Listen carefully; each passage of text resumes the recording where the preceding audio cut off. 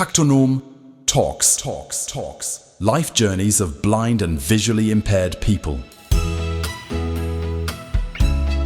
Dr. Kyle Keane is a blind researcher at the University of Bristol and works globally on the development of innovative assistive technologies.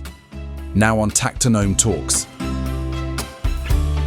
Welcome to Tactonom Talks.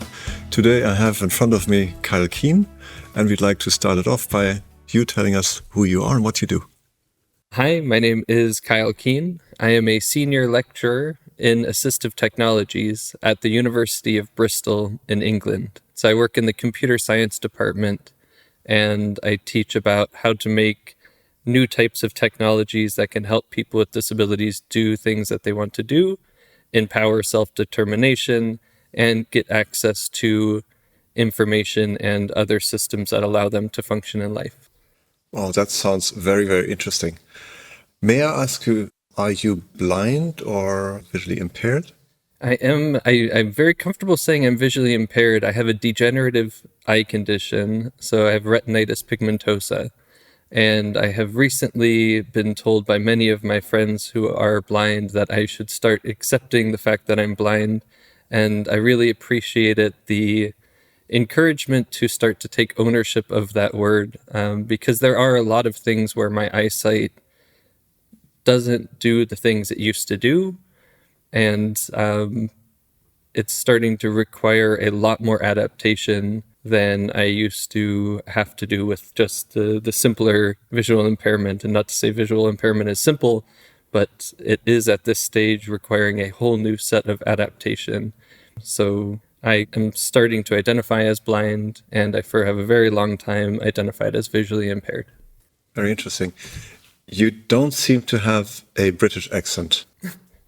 No, indeed. I'm originally from Southern California in the United States. Up until age 28, I lived in Southern California, went to university there, got my PhD there, and then took a job in Boston, Massachusetts, which is in the northeast of the United States. And only 6 months ago, I moved to Bristol, England, because I got a very good offer from the university there. And before that, in Boston, Massachusetts, I worked at a software company for a few years named Wolfram Research, and then worked at Massachusetts Institute of Technology, MIT, in a few different roles, one of which was building assistive technologies and helping to run an electrical engineering and computer science class that engaged with community members. Wow, super interesting. May I ask you at what point in time you knew that you were visually impaired and knew that your vision would degrade? I find it a very interesting question because I was diagnosed with retinitis pigmentosa at age 2. And it's because I had an older brother who was starting to show abnormalities on his retina. And the eye doctor, luckily we had an incredible family eye doctor, who, even though their job was mostly just to give glasses, they took that extra step and did screenings in case there was other types of conditions. And so that doctor noticed in my brother some abnormalities in the retina and referred him off to a specialist. And he was diagnosed with retinitis pigmentosa. And then because of that, they came back and checked me, and I also had the abnormalities. So from age 2, I was diagnosed with retinitis pigmentosa and told that I would likely lose my eyesight during the course of my life, but they couldn't tell me whether that would happen by age 7 or age 70. And they weren't sure some of the impacts because this was at the time a very new diagnosis that was starting to be given to people who had the symptoms of these retinal abnormalities, seemed later in life to develop night vision issues and tunnel vision, like the peripheral field would close.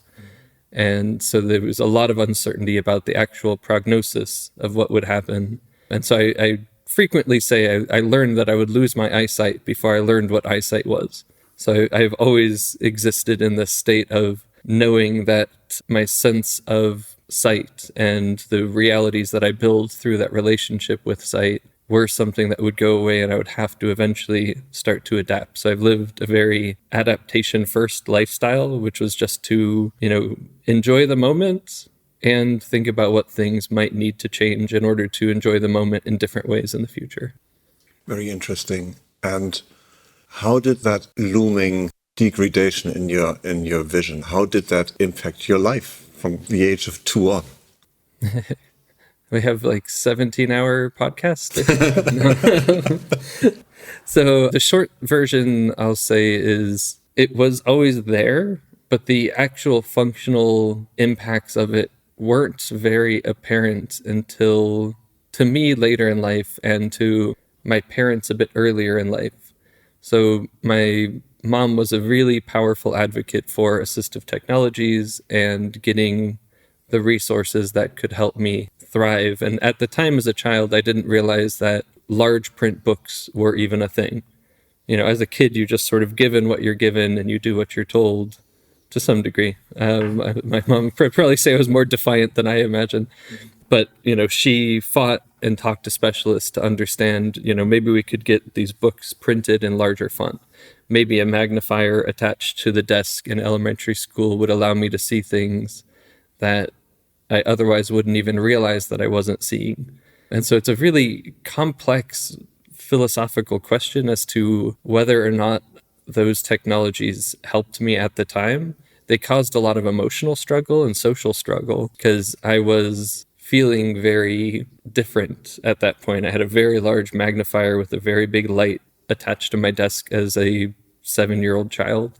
I had these big, large print books that would kind of fall off of the desk and make a ton of noise. And if I tried to turn the page, they made an incredible amount of noise and everyone would turn and look, or at least it felt that way. Hard to know the difference between emotional perception and reality.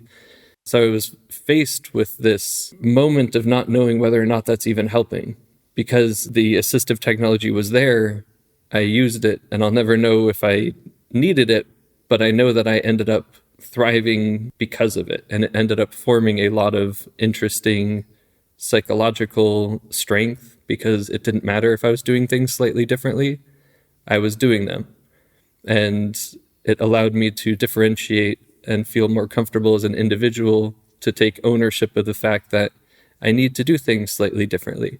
Even if it wasn't necessary, perhaps, because I could still read small font at that time, I think it had a lot of character building that I'm really grateful about, although at the time it was emotionally difficult and caused me a lot of struggle. And then functionally, the story I frequently say is the first time that it really impacted me in a way that was kind of noticeable and profound was in high school. I was part of a marching band. So many people playing instruments, musical instruments, standing next to each other and moving around and trying to stay nicely aligned shoulder to shoulder. And what we typically would do is use the extreme peripheral vision to stay lined up next to the people who were playing instruments next to us. And I kept ending up one small step behind everybody. And it's because I was keeping them at the edge of my peripheral field, but my peripheral field was starting to close in. So it started as sort of frequently getting in trouble for not standing in line with everyone. And then there was a realization that, oh, this is probably due to that eye disease. And one of the symptoms that I've been told is going to happen eventually is peripheral vision will start to close. So luckily I was in an incredibly adaptive marching band, and they said, oh, okay, well, we can deal with this. You need to be really precise with your motion. There's always somebody who becomes the lead in these things anyway. You're going to become the lead, and you're going to move around, and people will stay in line with you. And, you know, we'll adapt the way that the system works so that people, what we call guide, they'll guide to you. So the social system did a bit of an adjustment. I could be really precise with my motion. I could be really responsible and remember where I was supposed to be in space. And that allowed the whole marching band essentially to sort of follow what I was doing. And that was the first impact where I think it highlights a really nice thing, which is there was a functional issue, which was that I wasn't able to stay in line because of my eyesight. And accepting that that was because of my eyesight and having a social system that was willing to engage with that, acknowledge it, and adapt was really profoundly important, and ended up putting me into a really important leadership role that allowed me not only to be included and participate, but to actually become kind of up in the social hierarchy as this very important, responsible individual. So were you at a regular school or were you in a specialized school? I was in a mainstream school that had no special skill set for dealing with people who have visual impairments, but there was a person who would go around to individual schools if they had a student who had a visual impairment. And you were able to follow in class like everybody else, or did your teachers accommodate you in a different way due to your visually impairment? A little bit of both. I think there was some special attention given. In elementary school and primary school, I went to a very lovely artistic program that, involved reading poetry and performing stage productions and doing mathematics through, singing songs. It was a very artistic place. I think it was actually very well suited to having a visual impairment because much of the educational curriculum involved physical movement and social interactions, and it didn't often have sitting at a desk for 8 hours doing work, needing to read from a blackboard. That happened from time to time, but much more of the curriculum was not vision dependent. And then in high school, there were some of the slides, the presentations that were being projected onto the screen at the front of the classroom. Some of the teachers would be very friendly, especially in chemistry. I had a wonderful teacher who would print out the diagrams and give them to me in front of me with the dark ink so that I could see and interact with some of the content that was being projected on the screen. Mainstream teachers who were doing some adaptations. But you had no problem following and learning from graphics and from the learning content that everybody else was using. Yeah, I still had functional vision enough that graphical information was very useful and accessible. The weak projectors onto the front of the screen weren't very clear, so I would print them out so I could have higher contrast, but I could still get access to the information. What was your favorite? Were your favorite subjects in school? I enjoyed school. In school, all of the subjects. I don't know why or how. I was very lucky to just find learning interesting. So whatever class I had, I just engaged with it and tried to get the most out of it that I could. I had teachers who I really enjoyed. So like this chemistry teacher in high school, Mr. Iverson. If you're listening, thank you. So there were teachers I really enjoyed, but the subject matter in general, I was always just curious to learn. And after high school, what made you decide to study what you did? It's not the story that's typically told, but I got lucky and got a scholarship to a university that allowed me to choose my own major, my own sort of degree program. And I got in through mechanical engineering, went to the department for the first day, met some of the professors, and for whatever reason, to me, they seemed very unhappy as people. They were very serious. They were kind of, I don't know, it just was not a good cultural fit. And I was very driven by a sense of wanting to be playful and have fun while learning. I was very interested in learning, and I didn't need discipline. I just wanted opportunities to think about things that were interesting. And as I took my first year of classes, I got to take some physics classes and mathematics and chemistry and biology and comparative religion. And I was exploring different topics. And by some measure of luck, the physics department had a very high collection of very passionate teachers. And so the physics department had very happy, energetic, curious professors. And I wanted to live a life that had energy and curiosity. And so I went with them more based on the social role model of wanting to live a life that felt like they seemed to be feeling. They had passion, they had interests, they had motivation. So I went around and found the people who I wanted to live a life that was similar to and hung out with. And that took you to study physics. Yeah, right, yeah. But it's sort of physics itself. I had never taken a physics class by that point. I didn't have a computer up until the first year in college. And so I got introduced to physics and I got introduced to computers undergraduate physics class. And I just kept doing physics from then on. I just started having fun. It was a good fit. By the end of my bachelor's, I decided to apply for a PhD because the job opportunities that were around didn't interest me. And I was in a very lucky, privileged position to be able to apply for a PhD program. And I got a scholarship and kept doing physics. And then did your visual impairment was a problem, or was it more challenging for you to study physics? I mean, that in itself is complicated enough.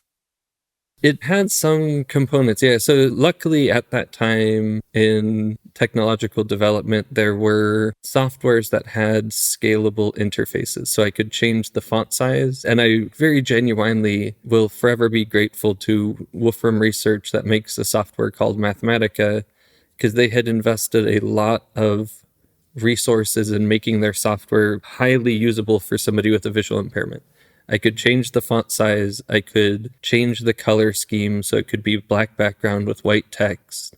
I could customize all sorts of components of the interface. And that allowed me to do things that in other softwares I couldn't do because you couldn't change the font size. So if it was too small, it was too small. I didn't like using the built-in magnifier. I wanted to work natively in the system. So I did a lot of computational stuff, and computers had these adaptations. But my other passion was doing experimental physics. So there was a lot of electronic wiring on breadboards, so plugging different colored wires into different holes and trying to make circuit boards that would do things. And that became much more challenging. And maybe there could have been adaptations using magnifiers or using something. But at the time, the computers ended up allowing me to thrive better. So I chose to stop doing electronics. And I was also cutting a lot of metal in order to build vacuum chambers that could do electron scattering. So cutting a lot of metal in machine shops, and I was really engaged in visual arts that happened to be sort of engineering applied arts. And I chose to give those things up because I saw a longer term future in computers because of the adaptability of the software. And they were both a good fit for me. So I ended up moving towards software because there was more adaptive interfaces. So that was it also a choice driven by the fact that you knew your vision would degrade? To some degree, yeah. There was some strategic decision of, there's much more likelihood if my vision degrades, I'll be able to continue programming. There's more uncertainty about whether I can get into a company that would allow me to have physical assistive technology that would allow me to keep doing circuits and wires. So to some degree, yeah, very much thinking about stability and adaptability of my work environment, and computers highly adaptable if you happen to like working on computers. And then after your PhD, you went to Wolfram Research. Yeah, so the PhD became highly computational, and I was already starting to see my vision degrading. So I was still able to use the Mathematica interface very effectively using inverted colors and different font sizes, but I was starting to see some of the impacts of my vision. I was using a white cane in order to navigate much more frequently. I was having to find new ways to go outside at night and rely on friends. And so I started to look into screen reader technology and decide, okay, there's some possibility in the next few years I won't be able to use low vision adaptation, and I should figure out what full blindness will mean for my use of technology. Started to test some of these softwares with screen readers and became very convinced that there wasn't a good solution for scientific computing using only a screen reader available.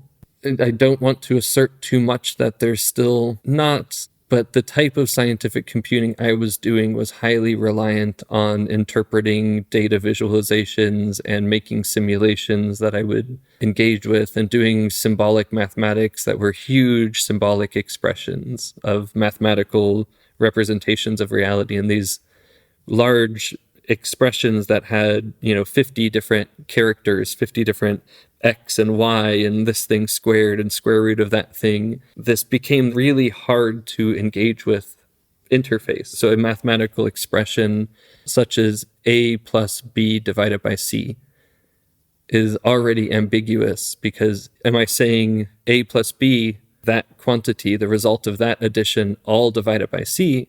Or am I saying A plus the result of dividing B by C? So the spoken interface of a screen reader was already having so much ambiguity. And if I want it to be really precise, there's things like begin quantity, A plus B, end quantity, divide it by C.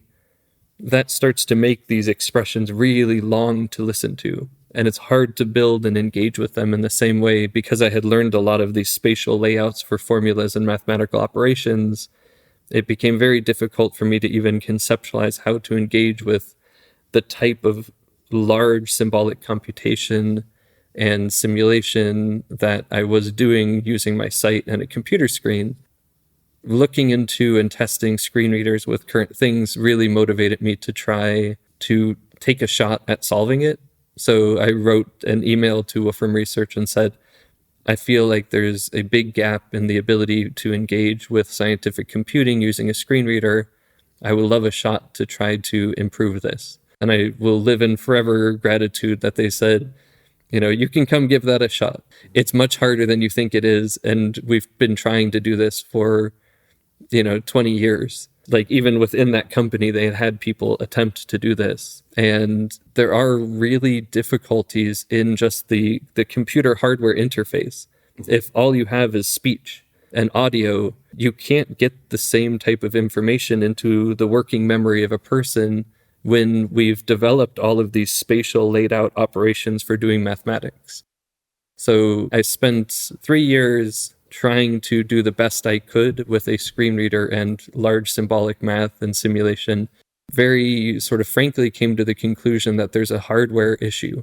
There is a lot more that can be done in audio, and it's a worthwhile thing to invest in because many people will only have access to that. But if you want to do some of the much larger scale competitive scientific computing, you need a spatially laid out, refreshable way to engage with this content. And that was, the Wolfram Research is an incredible software company, but that was not the place to try to develop new hardware that's going to allow people to have access to this information, which pushed me back out into academia. And this is how I got into MIT, was teaching scientific computing and on the side trying to develop this hardware device that would allow for spatial information, especially refreshable spatial information, to get presented so that I could engage in scientific computing in the way that I had. I can still engage in it, but it's in a different way than I used to and the way that I would like to do again. So I became very obsessed with trying to develop a device that would allow for refreshable spatial information.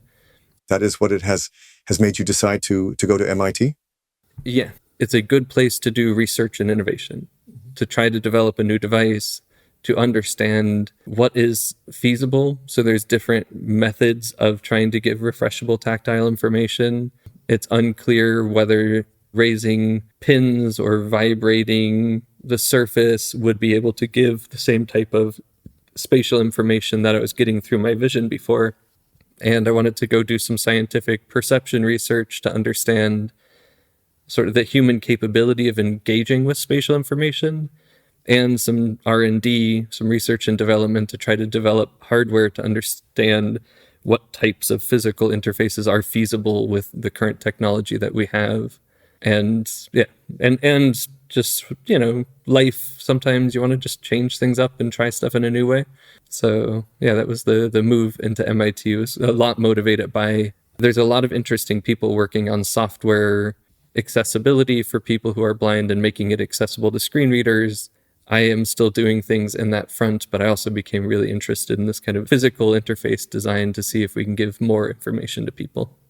Thank you. So what is your main achievement at MIT? I don't know how to answer that. One thing I'm very proud of. So I failed a lot in many projects. One story I am still proud to tell is I learned a lot that technology is not a solution in and of itself. There requires very large systems levels and interventions. So society needs to have adaptations. The individual needs to learn and try to do things in new ways. Technology can be a part of that, but there's much larger changes that are necessary. And often, especially in sort of economic systems that are driven by capital and maximal potential profit, economics becomes fundamentally important. And so I was taking students internationally to try to develop new types of assistive technologies. And we are running into a lot of these economic differences in different types of systems. And one intervention that has managed to survive beyond my involvement, which means I've made some mild impression on the world and something has managed to persevere, was a local high school in India had access to government funding to teach mainstream students how to work in a makerspace, how to do 3D printing and laser cutting. And the teachers were open to me helping adjust their curriculum a little bit. And right next to that school was a school for the blind that was severely under-resourced. It was all volunteer run. The land had been donated, but there was no budget to operate this. And they were trying to teach the kids important educational content. And the intervention with the cooperation of everyone involved was to have the high school students walk down to the school for the blind, ask the students what types of concepts they wanted to learn about, go back to the makerspace and learn how to do 3D printing by producing educational teaching aids that were tactile. And so it was to repurpose an existing amount of effort and resources to produce goods that would be of service to this local school for the blind.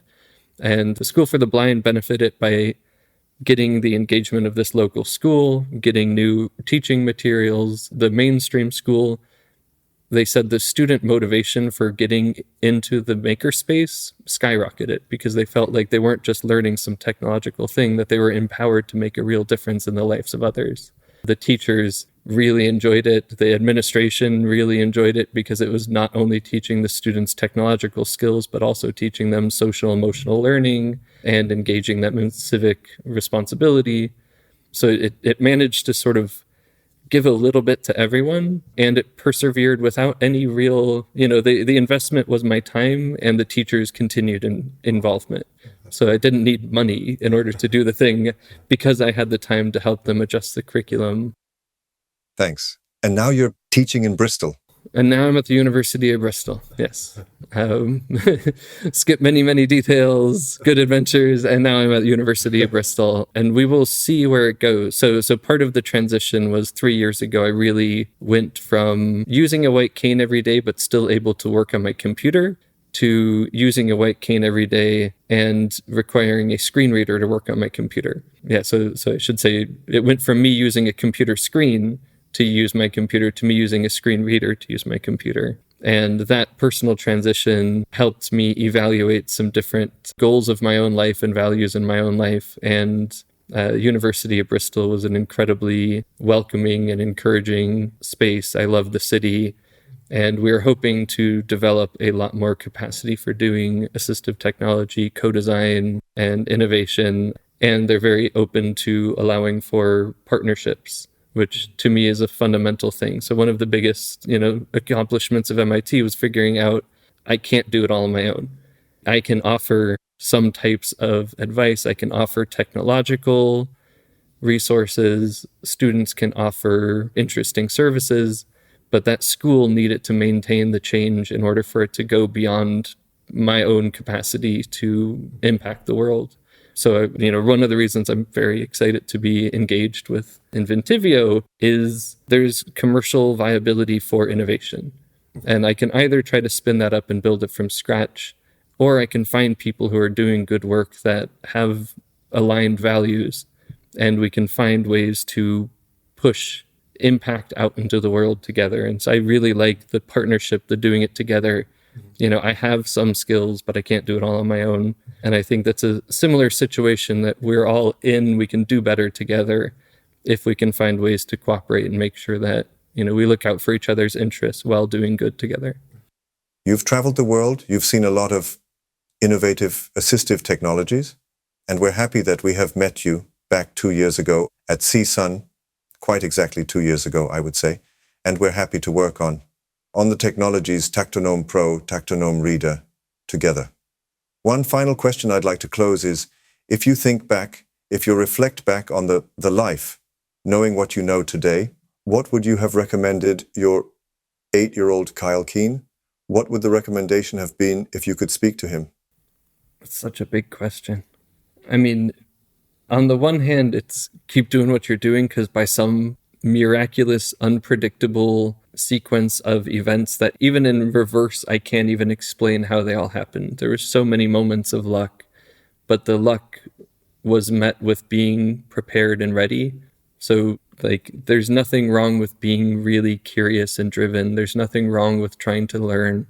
There's nothing wrong with finding ways to do things that work for you. Like, keep being a slightly quirky, engaged, curious person. And there are certainly people out there that are like you, even if they're not immediately in your kind of vicinity. Like, you'll find a group of compatible people. Just enjoy the few gifts that we have. And sometimes those are, our passions, and sometimes those are social connections. So yeah, I would, if I could send one artifact back in time. I just recently watched a movie called Meet the Robinsons, and it was a story about an inventor and a bit of the story of that inventor's life. And I wish I could send that back, because I think that encapsulates a whole lot of the messages of, feeling different as a kid and feeling like people don't understand what you're doing and needing to somehow just keep moving forward, which is the beautiful little motto of that movie. Thank you very much for your time, Kyle. Yeah, you're welcome. That was the third episode of Tactonom Talks, Life Journeys of Blind and Visually Impaired People. We're thrilled you tuned in again. Today's interviewer was Klaus-Peter Haas, sound editing and mixing by Martin Weigert. For further information, visit us at www.tactonom.com or find us at Tactonom on social media.